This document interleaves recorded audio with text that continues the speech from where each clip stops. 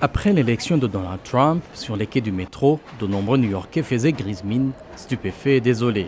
Un ressenti qui s'est transformé en conversation, une conversation qui s'est poursuivie jusque sur les trottoirs. La station Union Square est devenue le théâtre de ce qu'on a appelé la métrothérapie.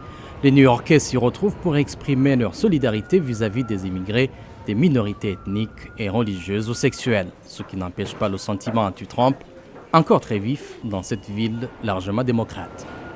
Je ne comprends même pas comment Obama a pu être un tel gentleman. Il a été d'une telle courtoisie. Attends, j'ai envie de le taper avec un bâton, moi. Il est plein de violence, de haine et son projet de construire des murs. C'est fou tout ça. Moi, je suis israélienne, mais je n'ai pas les musulmans.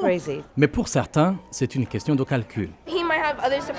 Il nous réserve peut-être d'autres surprises et je dois m'y préparer. Après tout, c'est sous sa présidence que je vais évoluer.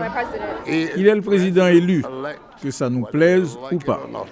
Mais en dehors de Manhattan, le ton n'est pas le même. À Staten Island, où Trump a recueilli 57% des voix, ici, les manifestations en réaction à son élection ont une autre résonance.